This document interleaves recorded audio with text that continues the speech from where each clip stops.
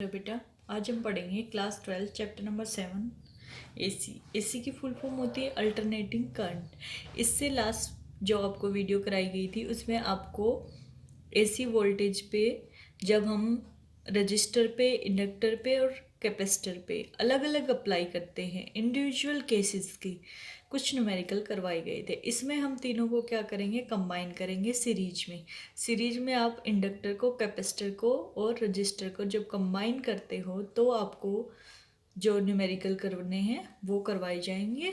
तो हमारे पास सबसे पहले हम बेसिक से शुरुआत करते हैं, कुछ फॉर्मूले देख लेते हैं। इसमें हमें निकालना होता है, पहली बात तो तीनों चीज़ें होंगी, एल भी होगा, सी भी होगा और आर भी होगा, यानी कि आपके तीनों थे एलसीआर। तो हम एक केस लेते हैं when XL equal to XC, यानी कि जो इंडक्टिव रिएक्टेंस, एक्स किसको दिखाता है, रिएक्टेंस को जो अपोज करती है, इक्वल टू हो जाए कैपेसिटिव रिएक्टेंस की। तो दोनों जब इक्वल होंगी तो मेरे पास केस बनेगा रेजोनेंट फ्रीक्वेंसी का। जब दोनों इक्वल होंगी तो जो फ्रीक्वेंसी आएगी वो हो जाएगी 1/2 pi under the root L C. ये मेरा फॉर्मूला है जो ज़्यादातर न्यूमेरिकल्स में यूज होगा, ठीक है। और ये फ्रीक्वेंसी दोनों इक्वल थे, यानी कि इक्विलिब्रियम में थे, इसलिए हम इस फ्रीक्वेंसी को क्या बोलते हैं, रेजोनेंट इक्विलिब्रियम। स्टेटमेंट देखते हैं बेटा। इन the circuit shown in figure what will be the reading of voltmeter की रीडिंग निकालनी है। तो देखो आर है, एल है, सी है, यानी कि आर और एल सी तीनों सीरीज में है। एल सी आर को मैं बोल सकती हूँ सीरीज सर्किट है। इस केस में मुझे क्या निकालना, ऊपर वी वोल्टमीटर, इसकी मुझे रीडिंग बतानी है कि कितना होगा। कैपेसिटर के जो अक्रॉस वोल्टेज है वो कितने हैं, 100 वोल्ट। इंडक्टेंस के अक्रॉस कितनी है, 100 वोल्ट। और रेजिस्टेंस के अक्रॉस आपको निकालनी है। और टोटल मेरे पास दे रखी है एसी, और इस एसी की वोल्टेज टोटल कितनी है, 200 वोल्ट, और फ्रीक्वेंसी कितनी है, 100 हर्ट्ज। अब मुझे वोल्टमीटर की रीडिंग निकालनी है। चलिए बेटा करते हैं। क्वेश्चन में आपको दे रखा है V L equal to 100 volt दे रखा था, वी सी भी 100 वोल्ट है, और वी आर आपसे पूछ लिया, और टोटल वी आपको दे रखा है 200 वोल्ट, और फ्रीक्वेंसी न्यू कितनी है, 50 हर्ट्ज। यानी कि आपको 1, 2, 3 वोल्टेज दे रखी है और वी आर आपको निकालनी है। अब हमें फॉर्मूला पता होना चाहिए, क्या होता है, वी का फॉर्मूला होता है टोटल वोल्टेज इक्वल टू, ये पूरे सर्किट की वोल्टेज है, V equal to V R का square plus V L minus V C, इसका होल स्केयर, और इसकी पावर का, इसका पूरे का अंडर द रूट। अब वी एल आगे क्यों रखा, इसमें तो बाई चांस दोनों केस में कितना है बेटा, आपको 100 वोल्ट दे रखा है, बराबर ही है तो कोई फर्क नहीं पड़ेगा। नहीं तो जो बड़ा होता है वो हम आगे लिख लेते हैं, वी सी बाद में लिख लेते हैं। और पूरे का होल स्केयर है तो चाहे आप आगे लिखो पीछे लिखो कोई फर्क वैसे नहीं पड़ेगा, क्योंकि माइनस आएगा और माइनस का होल स्केयर कितना हो जाता है, प्लस, तो इससे कोई फर्क नहीं पड़ता। अब हमें तो क्या निकालना है, वी आर निकालना है। तो मैं दोनों साइड क्या लिख दूंगी, स्केयरिंग बोथ साइड कर देंगे हम, स्केयरिंग बोथ साइड। ये क्या आ जाएगा मेरे पास, वी स्केयर, ये अंडर रूट से स्केयर कैंसिल हो जाएगा, क्या बचेगा, V square R plus V L minus V C का होल स्केयर। मुझे तो ये चाहिए तो इसको लेफ्ट हैंड साइड ले आएंगे, वी स्केयर आर, इसे इधर लेके चले जाएंगे, यानी कि वी स्केयर माइनस कितना बचा मेरे पास, we L minus V C का होल स्केयर। वैल्यू पुट करते हैं, वी कितना गिवन है आपको 200, और वी एल और वी सी कितना गिवन है 100 200 स्केयर माइनस यहाँ पे क्या आ जाएगा 100 माइनस 100 का होल स्केयर, कैंसिल होके कितना आ जाएगा बेटा, 0 ही आएगा आपका। तो ये आ गया आपको 200 का स्केयर, और माइनस कितना है 0, तो बचेगा कितना 200 का स्केयर। और इधर देखो लेफ्ट हैंड साइड आपका क्या है, वी स्केयर आर। अब देखो इधर भी स्केयर है इधर भी स्केयर है, तो मैं स्केयर रूट ले सकती हूँ, तो हम क्या लिख देंगे, taking square root on both sides, दोनों साइड क्या ले लेंगे वो स्केयर रूट लेंगे तो स्केयर स्केयर कैंसिल हो जाएगा, मेरे पास यहाँ क्या बचेगा, वी आर इक्वल टू 200 और यूनिट क्या होती है वोल्टेज की, वी ही हो जाएगी। ठीक है, ये मेरे पास आंसर आ गया, आसान था। मेन आपको ये फॉर्मूला आना चाहिए बेटा, ये फॉर्मूला इम्पोर्टेंट है।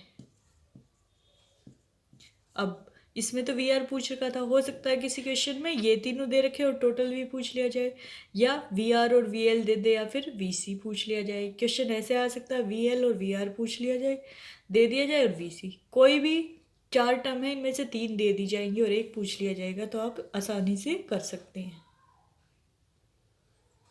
तो आपका आंसर आ गया बेटा 200 वोल्ट, सी ऑप्शन सही है। नेक्स्ट क्वेश्चन के स्टेटमेंट देखते हैं। In the series LCR circuit as shown in figure, impedance निकालनी है आपकी। सर्किट दे रखा एल सी और आर, तीनों सीरीज में है, यानी कि तीनों दे रखे, तो कौन सा सर्किट है, एल सी आर। एल की वैल्यू 1 हेनरी, सी की वैल्यू 20 माइक्रोफेराड और आर की वैल्यू 300।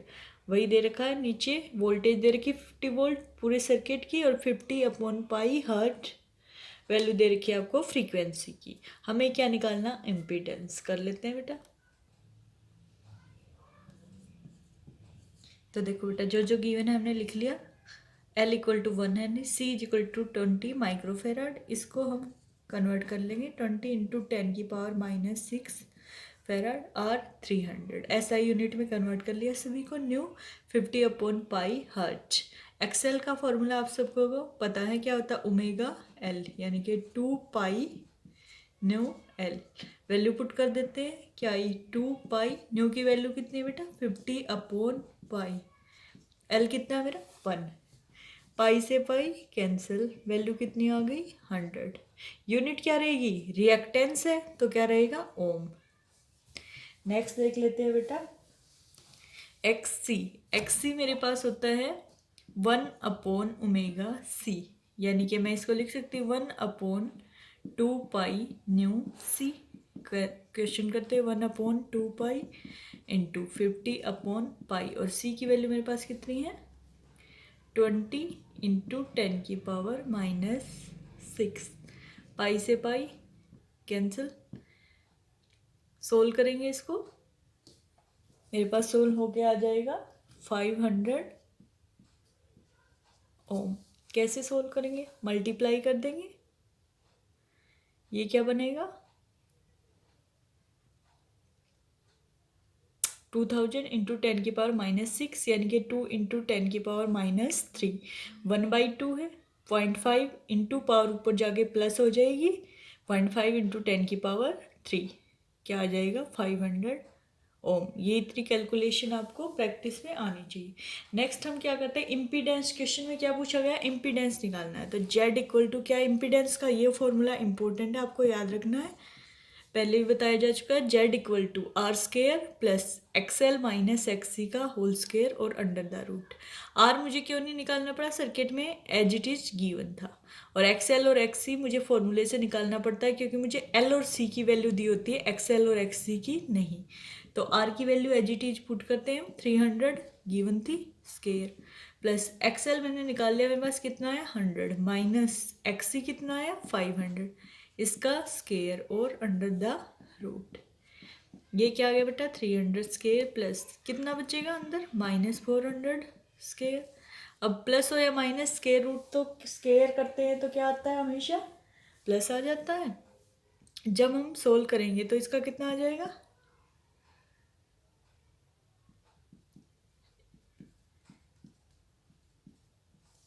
टोटल मेरे पास कितना आएगा,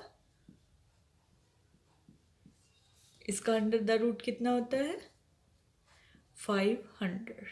ठीक है, तो जेड मेरे पास क्या आ गई इम्पीडेंस, और इसकी यूनिट भी क्या होती है ओम।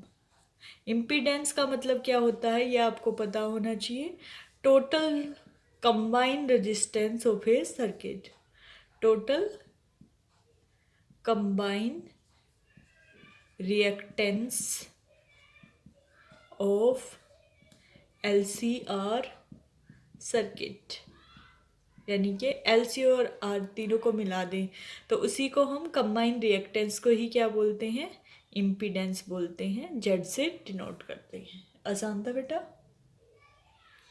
मेरे पास एलसीआर की वैल्यू क्या आ गई बेटा, 500 ओम। हर टाइप का एक न्यूमेरिकल करते हैं। नेक्स्ट देखते हैं, in series LCR circuit phase angle between supply voltage and current कितना होता है। डायरेक्ट फॉर्मूला पूछ लिया गया बेटा। फेज एंगल को टेंजेंट फाई से डिनोट करते हैं। देखो हमारा फॉर्मूला क्या था, आर स्के इम्पीडेंस का R square plus XL minus XC का होल स्केयर रूट का अंडर द रूट, वहीं से आ जाएगा मेरे पास। एक्सएल माइनस एक्सी यूज करते थे, XL minus XC upon R. देखो इसमें प्लस है, प्लस तो होगा ही नहीं हमारा, तो ये दोनों तो वैसे गलत होंगे। और आर अपॉन नहीं होता, हमारा होता है XL minus XC upon R. ये आपने जब डेरिवेशन किया वहां से भी आ गया टेंजेंट फाई का फॉर्मूला। नेक्स्ट करते हैं बेटा, स्टेटमेंट पढ़ते हैं बेटा।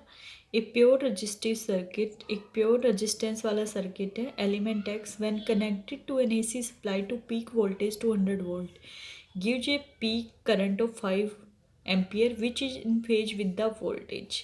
जब हम 200 वोल्ट सप्लाई करते हैं तो पीक करंट कितना मिलता है, 500 एम्पियर। और वो क्या होता है, इन फेज विद द वोल्टेज, क्योंकि प्योर रजिस्टिव सर्किट में करंट और वोल्टेज दोनों क्या होती है, इन द फेज होती है, सेम फेज में रहती है।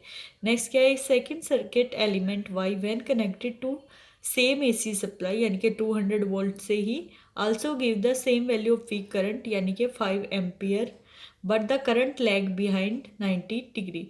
आप सबको पता है इसका मतलब करंट लैग बिहाइंड किस में होता है, हमारा करंट किस में पीछे चलता है, करंट पीछे चल रहा है यानी कि वोल्टेज आगे चल रही है। और वोल्टेज किस में आगे चलती है, इंडक्टर में। यानी कि दूसरा जो सर्किट है, इन्होंने नाम नहीं लिखा लेकिन हम समझ गए कि करंट लैग बिहाइंड यानी कि करंट पीछे चल रहा है, वोल्टेज आगे है, तो सर्किट कौन सा है, inductor. If the series combination of X and Y is connected to the same supply, अगर हम रजिस्टेंस और इंडक्टर का सीरीज कॉम्बिनेशन बनाएं तो what is the RMS value of current की आरएमएस वैल्यू क्या होगी। हमें दो चीज़ें देखनी है, 200 वोल्ट लिख रखा है, 5 एम्पियर करंट दे रखा है, एक सर्किट रेजिस्टेंस है, दूसरा इंडक्टर है, इनको सीरीज में जोड़ेंगे। अब देखो सी नहीं दे रखा हमारे पास, सिर्फ क्या दे रखा है, एल दे रखा है और आर दे रखा है। ठीक है, अब हम निकाल लेते हैं आरएमएस वैल्यू करंट की क्या होगी। देखो बेटा जो गिवन था हमने लिख लिया, V naught 200 volt, I naught 5 ampere. अब हमें पहले रेजिस्टेंस का केस था, आर निकाल लेंगे, V naught upon I naught कितना आ जाएगा, 200 अपॉन 5। सोल्व करेंगे तो कितना आएगा, 40। और रेजिस्टेंस की यूनिट क्या होती है, ओम। सेकंड हमें दे रखा करंट लैग्स बिहाइंड वोल्टेज, क्या बताया था, इंडक्टर होता है जिसमें करंट पीछे चलता है। फॉर्मूला रिएक्टेंस के लिए XL is equal to V naught upon I naught, same value दे रखी थी कि दोनों की वैल्यू क्या थी, सेम, 200 अपॉन 5, 40। रिएक्टेंस कोई भी हो, यूनिट क्या होती है, ओम। अब आपने इम्पीडेंस का फॉर्मूला पढ़ा है, Z equal to R square plus XL minus XC whole square और उसका अंडर द रूट। एक्सी इसमें दे ही नहीं रखा यानी कि कितना हो गया, 0। तो मेरे पास फॉर्मूला क्या बचा, R square plus XL square. Value put करेंगे, 40 हमने निकाल दी है, 40 स्केयर प्लस 40 का स्केयर और उसका अंडर द रूट, यानी कि मेरे पास आंसर कितना आ जाएगा सोल्व होने के बाद, 40 अंडर द रूट 2। और यूनिट क्या रहेगी, ओम। ठीक है, ये मेरे पास सोल्व होके आ गया। नेक्स्ट हमें क्या निकालना है, total RMS value of current. Formula लिखते हैं बेटा, आई आर एम एस क्या है, V R M S upon Z. ठीक है, ये आपको निकालना। वी आर एम एस मेरे पास रूट मीन स्केयर वैल्यू होती है, ये क्या होती है, peak value upon under the root 2, V naught by root 2। Value हम पुट करते हैं, V naught by root 2 into Z. ठीक है, जेड की वैल्यू मेरे पास क्या है, 40 रूट 2 पुट कर देते हैं, V naught under the root 2, यहाँ पे क्या आ गया, 40 रूट 2। वी नोट की वैल्यू गिवन है हमें, कितनी है, 200। ऊपर नीचे वाले को सोल्व करेंगे, रूट 2 इंटू रूट 2 कितना हो जाएगा, 2, यानी कि 40 इंटू 2। सोल्व करेंगे तो मेरे पास वैल्यू क्या आ जाएगी बेटा, देख लेते हैं। से ये कैंसिल, 2 से 2 कैंसिल, क्या बचा मेरे पास, 1/2। तो मेरे पास 1 0 से 1 0 कैंसिल हो गई, 2 से करेंगे तो क्या आ गया, 10, यानी कि मेरे पास क्या बचा, 10 अपॉन 4। फर्दर 2 से करेंगे तो क्या आएगा 5/2, यानी वैल्यू क्या आ गई 5/2 एम्पियर। इसको मैं लिख सकती हूँ 2.5 एम्पियर या फिर 5/2 एम्पियर। आंसर मैच कर लेते हैं, क्या दे रखा है, ये 5/2 एम्पियर ही है बेटा। तो क्या आ गया मेरे पास 5/2 एम्पियर। नेक्स्ट न्यूमेरिकल पे आते हैं। In a series LCR circuit with the voltage across an inductor capacitor resistor. हमें सीरीज एलसीआर है और तीनों के एल और सी और आर की वैल्यू दे रखी है वोल्टेज की 20 volt, 20 volt and 40 volt respectively. Phase difference between the applied voltage and the current in the circuit is. हमें वोल्टेज और करंट का फेज डिफरेंस निकालना है पूरे एलसीआर सर्किट में। हमने जो फेज डिफरेंस पढ़े वो आर के लिए अलग से पढ़ा था, एल के लिए अलग से और सी के लिए अलग से पढ़ा था फेज डिफरेंस फाई की वैल्यू।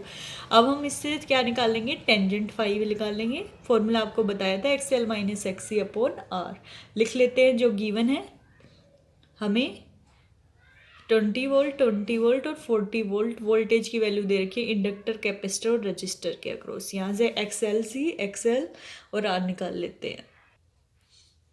फॉर्मूला है बेटा tan phi equal to XL minus XC upon R. Value given क्या थी वो लिख ली। VL 20 वोल्ट था, VC 20 वोल्ट और VR मेरे पास 40 वोल्ट। इसको मैं IV से मल्टीप्लाई करूँ, IV से डिवाइड करूँ, कोई फर्क पड़ेगा नहीं पड़ेगा। अब मैं लिख सकती हूँ IV XL minus XC upon IV into R. ये V का मतलब क्या, वर्चुअल वैल्यू, ठीक है। वे इफेक्टिव वैल्यू भी बोलते हैं इसको, रूट मीन स्क्वायर वैल्यू भी बोलते हैं और वर्चुअल वैल्यू भी बोलते हैं। अब आपको पता है आई इंटू आर क्या होता है, वी। सबको नहीं पता ओम ला क्या होता है, V is equal to I R. तो मैं इसकी वैल्यू पुट कर दूंगी। तो यहाँ पे X L into I V मेरे पास क्या आ जाएगा, V L minus X C into Y V मेरे पास क्या आ जाएगा, वी सी। और आर इंटू आई वी क्या आ जाएगा मेरे पास, वी आर। ये तीनों वैल्यू मेरे पास गिवन है, देखो ये रही तीनों वैल्यू। पुट कर देते हैं, क्या आ जाएगा 20 माइनस 20 अपॉन 40। जीरो को किसी से भी डिवाइड करें वैल्यू क्या आएगी, जीरो। यानी कि मेरे पास वैल्यू आ गई tangent phi equal to zero. अब टेन फाई जीरो कब होता है बेटा, यहाँ से मैं लिख सकती हूँ टेन फाई जीरो पे ही किसके इक्वल होता है, टेंजेंट जीरो पे ही, ठीक है। 10 से 10 कैंसिल हो जाएगा, या ये कहूँ फाई क्या हो जाएगा उधर जाके टेंजेंट इनवर्स टेन जीरो। आपको पता है इनवर्स और ये सेम आ जाए तो सिर्फ मेरे पास क्या आ जाता है, एंगल, यानी कि जीरो। फाई की वैल्यू क्या आ गई, 0 डिग्री। यही हमारा आंसर हो गया। आसान था, बस हमें फॉर्मूला आना चाहिए। तो मेरे पास आंसर क्या आया बेटा, 0 डिग्री। नेक्स्ट न्यूमेरिकल की स्टेटमेंट देख लेते हैं। When an AC source of voltage V equal to V naught sine omega t होता है, ओमेगा की वैल्यू कितनी होगी यहाँ से 100t, is connected to across a circuit. The phase difference between the voltage and current in the circuit it observe to be π/4। यानी कि voltage और करंट में फेज डिफरेंस कितना गिवन है आपको, π/4 as shown in figure. If the circuit consists possibly only of RC, RL और LC in series, find possible value of two element। यानी कि जो सर्किट है आपको फिगर से बताना है कि कौन सा है, वो RC भी हो सकता है, RL भी हो सकता है और LC भी हो सकता है, ठीक है। तो आपको बताना है कि कौन सा सर्किट होगा। डायग्राम ये रहा, दो, एक आई दे रखा है बेटा, एक वी दे रखा है। आगे देखो कौन सा चल रहा है, आई आगे चल रहा है। और फेज एंगल कितना बताया है, π/4। यानी कि आई आगे किस में चलता है, कैपेसिटर में ही तो चलता है। करंट आगे बताया था, सी से कैपेसिटर, सी से करंट, करंट में। तो मेरा कैपेसिटर यानी कि सी तो हो गया। एक ही गिवन है। अब देखो सेम फेज में है या आउट ऑफ फेज है, ठीक है। ये भी ऐसे ही है और ये भी ऐसे ही है, दोनों पॉजिटिव पॉजिटिव ऐसे जा रही हैं, ठीक है। तो सेम फेज है और सेम फेज किस में होता है, आर में होता है। इसलिए मेरा सर्किट का आंसर हो गया आर सी, सबसे पहले वाला हो गया आर सी सर्किट है। अब मुझे आर की और सी की वैल्यू निकालनी है। सिर्फ गिवन क्या है मेरे पास, फाई दे रखा है π/4, ये लिख लेंगे हम। और ये इक्वेशन दे रखी है, ये लिख लेंगे और आर और सी की वैल्यू निकाल देते हैं। जो गिवन था वो लिख लिया। v is equal to V naught sine omega t आपको बताया था इक्वेशन जनरल होती है। v equal to V naught sine 100t आपको स्टेटमेंट में दे रखा।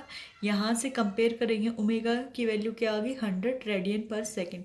फाई आपको बता रखा π/4 का फेज डिफरेंस है। करंट आगे जा रहा था इसलिए सर्किट में क्या आ गया c, और कॉम्बिनेशन क्या बना मेरे पास आर सी। टेंजेंट फाई क्या हो जाएगा एक्स सी अपॉन आर।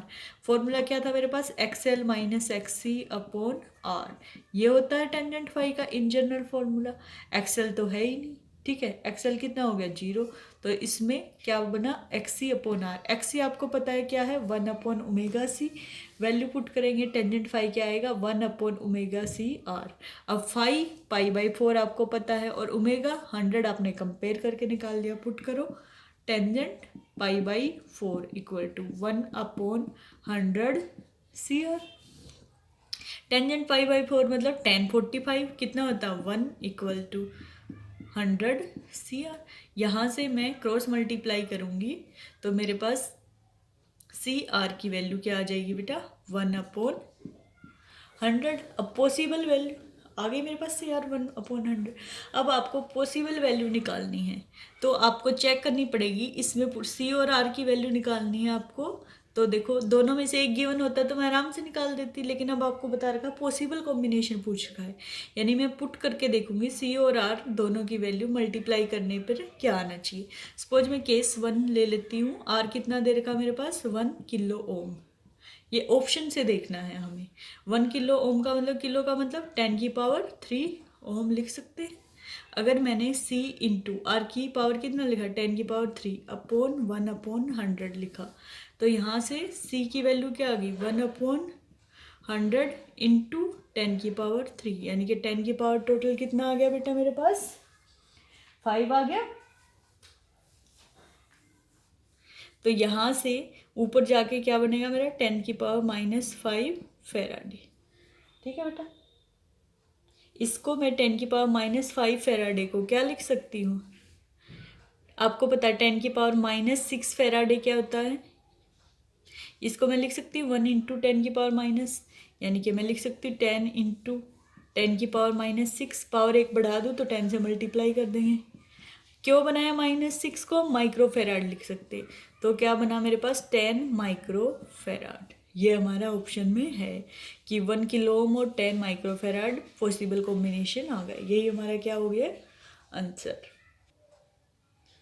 तो देख लेते बेटा सी आर सर्किट था 1 किलो ओम। देखो तीनों ऑप्शन में दे रखा 1 किलो 1 किलो, एक पे 10। तो सबसे पहले इन तीनों वाला कॉम्बिनेशन देखते चेक करते 1 किलो ओम जो बचेगा वही।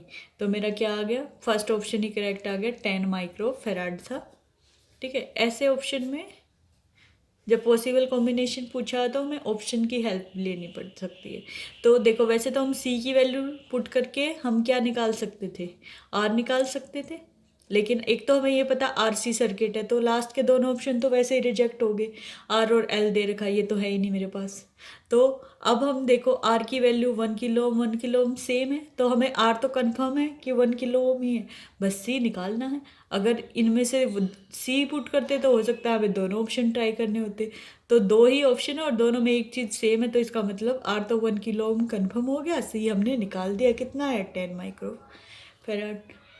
बस आपको फॉर्मूला आना चाहिए और कुछ नहीं है। नेक्स्ट क्वेश्चन करते हैं। देखो बेटा क्या पूछा, eight resonance frequency the impedance in series LCR circuit. अगर रेजोनेंट फ्रीक्वेंसी की बात करूँ तो इम्पीडेंस मैक्सिमम 0 इन्फिनिटी या मिनिमम कैसे हो। इम्पीडेंस आपको जेड का फॉर्मूला अभी कराया था। जेड मेरा क्या हो जाता है, Z equal to R² plus XL minus XC का होल स्क्वायर और इसका अंडर द रूट। ठीक है, हमें बताना है मिनिमम होगा, मैक्सिमम होगा, इन्फिनिटी होगा या 0 होगा। और क्वेश्चन में पूछा गया बेटा रेजोनेंस फ्रीक्वेंसी। देख लेते हैं। तो देखो बेटा, रेजोनेंस फ्रीक्वेंसी हमें पता है कब होती है, जब एक्सएल और एक्ससी यानी कि दोनों रिएक्टेंस सेम हो जाए। तो फॉर्मूला इम्पीडेंस का क्या हमारे पास, Z equal to R square plus XL minus XC का होल स्केयर और उसका अंडर द रूट। ये दोनों इक्वल होगी तो एक्सएल माइनस एक्ससी क्या होगा, जीरो, यानी ये पार्ट कितना होगा, जीरो। ऊपर पुट करूँगी तो क्या आ जाएगा, आर स्केयर का अंडर द रूट, स्केयर से अंडर रूट कैंसिल, मेरे पास क्या बच गया, आर, यानी Z equal to R minimum. ठीक है, यानी कि Z equal to R minimum का मतलब क्या है, मेरे पास सिर्फ सर्किट कैसे बिहेव करेगा, जैसे उसमें सिर्फ रजिस्टेंस ही गिवन था, इंडक्टेंस और रिएक्टेंस आपस में कैंसिल हो जाएंगी तो वो काम ही नहीं करेंगी। यानी कि मिनिमम वैल्यू यही हो सकती थी कि तीनों में से किसी एक के बराबर हो जाए, तो तीनों में से एक के बराबर हो गया आर के, तो ये मेरे पास क्या आ गया कि मिनिमम वैल्यू होगी। आसान सा। नेक्स्ट देखते हैं। तो बेटा मेरा आर के इक्वल आ गया जेड, तो वैल्यू कितनी हो जाएगी, मिनिमम। नेक्स्ट क्वेश्चन देखते हैं। An LCR series circuit is under resonance, under resonance है यानी कि फिर से मेरा क्या हो गया, एक्सएल और एक्सआर क्या हो गया, इक्वल हो गए। If I M is the current amplitude, V M is the voltage, R resistance है, जेड इम्पीडेंस है, एक्सएल मेरे इंडक्टिव रिएक्टेंस और एक्ससी कैपेसिटिव रिएक्टेंस। तो करंट का फॉर्मूला क्या होगा, देखो फिर से मेरा एक्सएल इक्वल टू एक्ससी, जैसे ऊपर वाला क्वेश्चन किया था, एक्सएल इक्वल टू एक्ससी होगा तो मेरा एक्सएल माइनस एक्ससी कितना बनेगा, जीरो। रेजोनेंस पे तो जीरो बन जाता है। रेजोनेंस जब भी मेरे पास वर्ड आएगा रेजोनेंस, यानी कि जेड की वैल्यू किसके इक्वल हो जाएगी बेटा, आपकी आर के, यानी कि यहाँ मैं लिख सकती हूँ मेरा जेड इक्वल टू किसके हो गया, आर के। तो यहाँ से आई एम का फॉर्मूला क्या बनता है, वी एम अपॉन जेड, और जेड की वैल्यू क्या है, आर। तो मेरा लास्ट ऑप्शन सही हो जाएगा, वी एम अपॉन आर। आसान था, बिल्कुल पहले वाले क्वेश्चन की तरह था। नेक्स्ट देख लेते हैं बेटा। At resonance frequency current amplitude in series LCR circuit, current minimum होगा, मैक्सिमम होगा, जीरो होगा या इन्फिनिटी होगा। अभी ऊपर फॉर्मूला पढ़ा कि रेजोनेंस फ्रीक्वेंसी पे करंट का फॉर्मूला क्या हो जाता है, I M equal to V M upon R. R की वैल्यू मिनिमम है, इससे ऊपर वाले क्वेश्चन में ही हमने देखा था आर कैसा है, मिनिमम। जेड इम्पीडेंस सिर्फ आर के केस में कैसी हो जाती है, मिनिमम। अब आर इन्वर्सली प्रोपोर्शनल है, यानी कि आर मिनिमम है तो करंट कैसा हो जाएगा, मैक्सिमम। और नेक्स्ट क्वेश्चन में क्या पूछा गया, एट रेजोनेंस फ्रीक्वेंसी करंट कैसा होगा, मैक्सिमम। तो आंसर क्या आ गया मेरा, मैक्सिमम। ठीक है बेटा, 3 क्वेश्चन हो गए हैं एक ही स्टेटमेंट से। नेक्स्ट कर लेते हैं, ये भी आसान है। The resonant frequency of a series LCR circuit with L 2 Henry given है, सी 32 माइक्रोफेराड, आर 1000। हमें रेजोनेंट फ्रीक्वेंसी निकालनी है, न्यू की वैल्यू। रेजोनेंट फ्रीक्वेंसी का क्या मतलब है, एक्सएल और एक्ससी क्या है, एक दूसरे के इक्वल है। तीनों वैल्यू लिख लेते हैं, जो जो गिवन है पुट करके निकाल देते हैं बेटा। जो जो गिवन है वो लिख लेते हैं बेटा। L equal to 2.0 henry, C 32 microfarad, SI unit में कन्वर्ट करेंगे 10 की पावर -6 फेराड। 1 माइक्रो की वैल्यू क्या होती है, 10 की पावर -6, आर 10 ओम। हमें पता है ओमेगा 2 पाई न्यू, यहाँ से न्यू निकालना है तो ओमेगा अपॉन 2 पाई। अब हम देख लेते हैं क्वेश्चन में गिवन क्या थी, रेजोनेंस फ्रीक्वेंसी निकालनी है। रेजोनेंस का मतलब एक्सएल और एक्ससी इक्वल है। एक्सएल का फॉर्मूला होता है ओमेगा एल, एक्ससी का होता है 1 upon omega C. Cross multiply करेंगे तो ओमेगा इधर चला जाएगा, ओमेगा स्केयर एल नीचे आ जाएगा, यानी omega square 1 upon L C. Square हटाऊंगी तो मेरा इधर क्या आ जाएगा, under the root. Value put कर देते हैं। एल की वैल्यू मेरे पास कितनी है, 2 हेनरी, इंटू सी की वैल्यू कितनी है बेटा, 32 इंटू 10 की पावर -6, और इसका अंडर द रूट। अब हम जब इसको सोल्व करते हैं तो मेरे पास आंसर आ जाता है 125, और ओमेगा क्या होता है, रेडियन पर सेकंड। ठीक है, अब मुझे तो ओमेगा ना निकाल के क्या निकालना था, न्यू। तो न्यू का मेरे पास फॉर्मूला है ओमेगा अपॉन 2 पाई, यानी कि 125 अपॉन 2 इंटू 3.14। जब सोल्व करेंगे तो मेरे पास आंसर आ जाएगा 20 हर्ट्ज। ये आप सोल्व कर लेना। ठीक है, आसान था। तो मेरे पास आंसर आया बेटा 20 हर्ट्ज। नेक्स्ट देखते हैं, the Q factor of a series LCR circuit with L 2 henry, C 32 microfarad, R 10 ohm. तो फॉर्मूला पुट करते हैं। और जो मेरे पास गिवन है LCR ये लिख लेते हैं, निकाल देंगे। जो गिवन है बेटा वो लिखते हैं, L 2 हेनरी, C 32 माइक्रोफेराड और R 10 ओम। पिछले वाले क्वेश्चन में भी सेम गिवन था। क्वालिटी फैक्टर का फॉर्मूला मेरे पास होता है omega R L upon R. Omega R होती है रेजोनेंस फ्रीक्वेंसी, जो पिछले क्वेश्चन में निकाला था ओमेगा आर क्या था 1/√LC। वैल्यू पुट करेंगे 1/2 इंटू 32 इंटू 10 की पावर कितना आ जाएगा -6 और इसका √। लास्ट क्वेश्चन वाला ये सोल्व होके कितना आया था 125 रेडियन पर सेकेंड। आगे ओमेगा आर की वैल्यू इस वाले फॉर्मूले में पुट करते हैं। मेरे पास क्यू क्या आ गया, क्यू आ गया ओमेगा आर 125 इंटू एल कितना गिवन है बेटा 2 हेनरी अपॉन आर कितना गिवन है 10। सोल्व करेंगे तो मेरे पास आ जाएगा, यानी कि 25। क्वालिटी फैक्टर की मेरे पास कोई यूनिट नहीं होती, क्वालिटी फैक्टर एक नंबर होता है, यानी कि क्यू की वैल्यू मेरे पास कितनी आ गई बेटा 25। सिर्फ फॉर्मूला याद होना चाहिए आपको, दो फॉर्मूले, एक omega R into L upon R, दूसरा रेजोनेंस फ्रीक्वेंसी क्या होती है 1/√LC। बस वैल्यू पुट करनी है, आसानी से निकल आएगा आपका आंसर। तो आपकी क्वालिटी फैक्टर की वैल्यू कितनी आ गई बेटा 25। देखो यूनिट कोई दे भी नहीं रखी है। नेक्स्ट न्यूमेरिकल करते, देखो in a series LCR circuit the plot of IM versus omega is shown in figure, यानी कि करंट, मैक्सिमम करंट और ओमेगा का ग्राफ दिखा रखा। बैंडविड्थ निकालनी है। बैंडविड्थ का फॉर्मूला होता है आपके पास delta omega is equal to omega 2 minus omega 1 या फिर omega final minus omega initial. ठीक है, आपके पास बैंडविड्थ है, बैंडविड्थ निकालनी। हम इसको ऐसे करेंगे, ये 1 पे क्या है मैक्सिमम वैल्यू है, ठीक है, तो इससे जितने पॉइंट इधर लेंगे उतना ही इधर लेंगे। इधर वाला मैंने मान लिया ओमेगा 1 हो जाएगा, इधर वाला ओमेगा 2। तो देखो बेटा 1 के बाद ले लेते 2, तो मेरे पास कितना आ गया 1.2 ओमेगा 2 की वैल्यू, माइनस क्या करना ओमेगा 1 की वैल्यू। देखो 1 से 2 इधर करेंगे तो ये क्या है 0.5, 5 से बीच में 5 है तो कितना आ जाएगा 0.8, यानी कि मैं 1 से इधर 2 वैल्यू ली 1.2, इधर 2 वैल्यू कम करूँगी तो क्या आ जाएगा 0.8, सब्ट्रैक्ट होके मेरे पास आएगा 0.4। और यूनिट क्या होती है ओमेगा की रेडियन पर सेकेंड। मेरा करेक्ट आंसर हो जाएगा ये मैं कोई भी ले सकती हूँ। अगर 1 के बाद 4 वैल्यू मैंने ली तो कितना हो जाएगा 1.4, और फिर मैं 4 इधर घटाऊंगी तो क्या बचेगा 0.6। कोई भी ले सकती हूँ मैं अलग अलग से ओमेगा 2, ठीक है, लेकिन हम कोशिश करते हैं कि जो मैक्सिमम वैल्यू है इसके नेक्स्ट वाली वैल्यू ही मैं लूँ। ठीक है, मैंने मान लिया एक बाद ले लिया तो 1.1, इससे एक इधर गया तो कितना आ जाएगा 0.9। 1.1 में से 0.9 घटाएंगे तो भी मेरा आंसर क्या आएगा 0.4। एक या दो 3 वैल्यू तक हम लेके कर देते हैं क्वेश्चन को सोल्व।